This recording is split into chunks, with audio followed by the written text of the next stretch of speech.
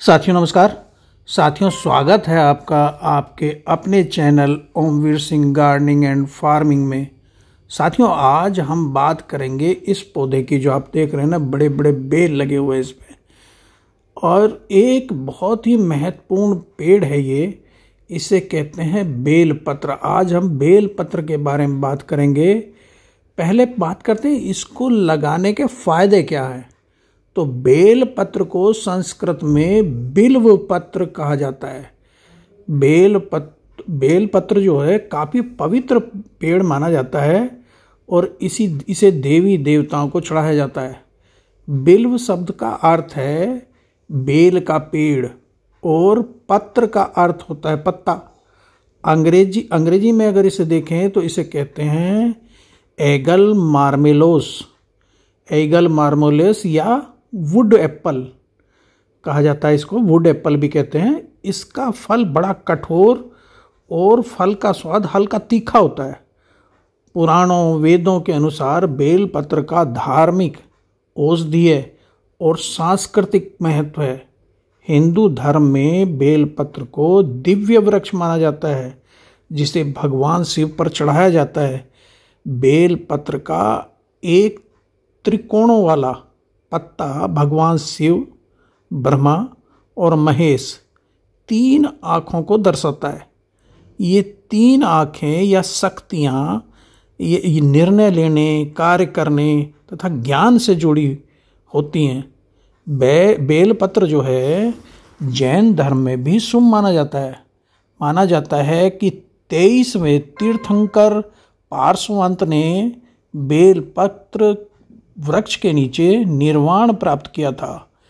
इसे बेल, बिली, भेल या एगल मार्मेलोस नामों से पुकारा जाता है। इसे wood apple, Bengal quince, stone apple, बेल पत्थर भी कहते हैं।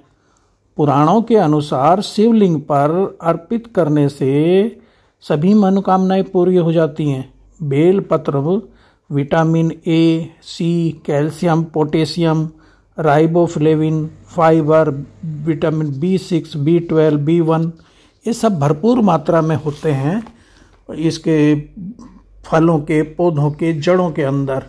और मैं जब मॉर्निंग वॉक करने जाता हूँ तो मेरे यहाँ पर मेरे आस पड़ोस में ये 4-5 पौधे बेलपत्र के लगे रहते हैं। और जब मैं घूमने जाता हूँ तो मेरे को बड़े बड़े बेलपत्र लगे हुए दिखाई देते हैं।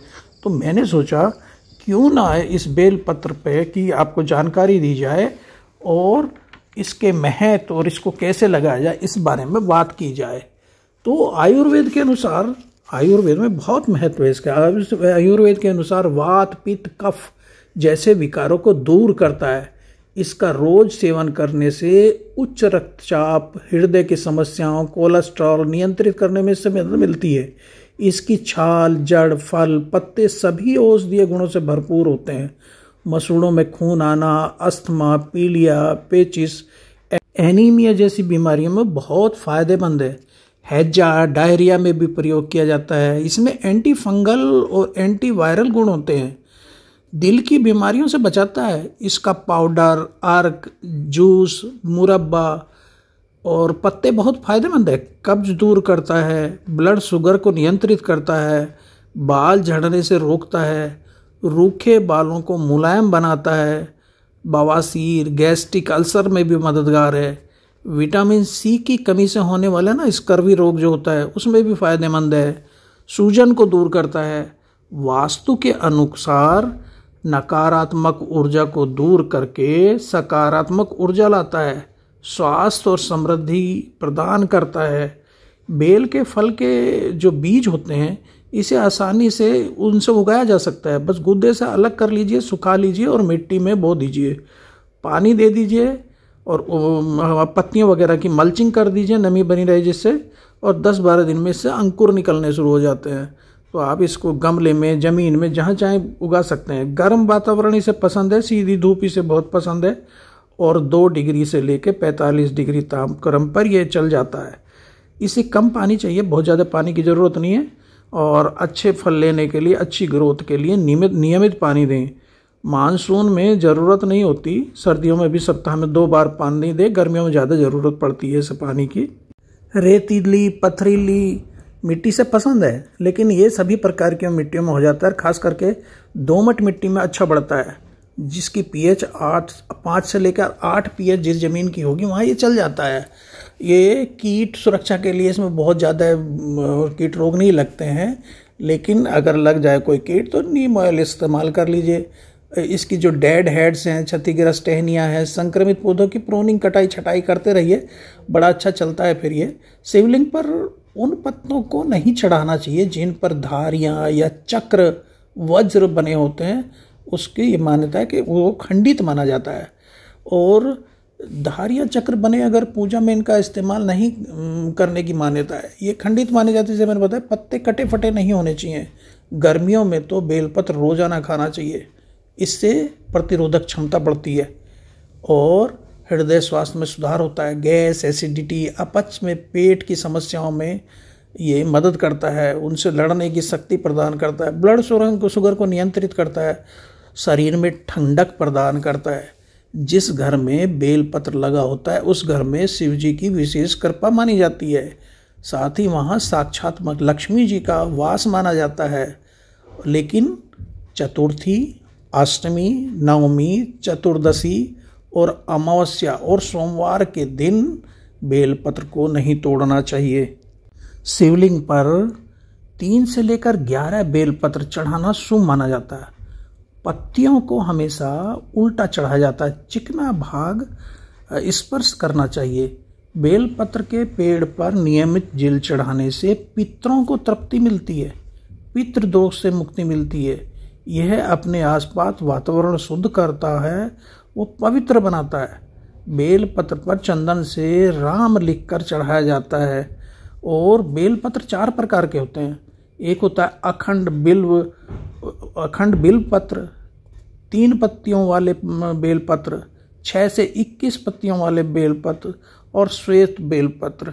इसके अलावा विश्वविद्यालयों के द्वारा, इंस्टीट्यूशंस के द्वारा बहुत सारी वैरायटीज़ की निकाली गई हैं, जैसे नरेंद्र बेल 5, नरेंद्र बेल 7, नरेंद्र बेल 9, पंत शिवानी, अपर्णा, उर्वशी, सुजाता, ऐसी बहुत सारी अधिक उपज देने वाली बेलपत्र की वैरायटियाँ विकसित की गई हैं वैज्ञानिकों के द्वारा। और भारत में तो प्राचीन फलों में से एक बेलपत्र माना जाता है। जितने भी हमारे प्राचीन फल हैं उनमें से एक बेलपत्र है। और इसके बारे में कहा जाता है कि जो रोगों का नाश करे वही बेल है। इसे श्री फल की संज्ञा दी गई है। सभी प्रकार की मिट्टियों में हो जाता है, जैसे मैंने बताया, विटामिन खनिजों से भरपूर होता है ये फल। ये बहुत ही सहनशील वृक्ष है। मई जून में जनरली इसमें पत्तियां गिर जाती हैं और जुलाई अगस्त में इसको लगाने का सबसे सही समय होता है। 6 से 8 मीटर की दूरी पर आप इसको लगा दीजिए खेत में तो बड़ा अच्छा चलता है। अप्रैल से लेकर मई तक इसमें फल तोड़ने का जो सही समय होता है। वैसे जब इसका फल आए और रंग उसका पीला हो जाए तो तोड़ लेना चाहिए और उसको तोड़ के बीजिए। उसमें से जो बीज निकले उसे सुखा के बो दीजिए।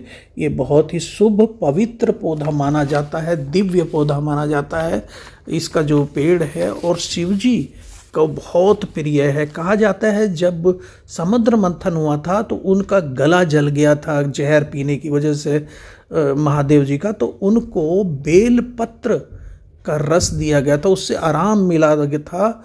और इसको कहा जाता है कि पार्वती के पसीने से ये फल, ये जो पेड़ है हमारा बेलपत्र का, ये पैदा हुआ, इसकी उत्पत्ति हुई है। तो इसलिए इसको अनूठा पौधा, पवित्र पौधा, दिव्य वृक्ष माना जाता है।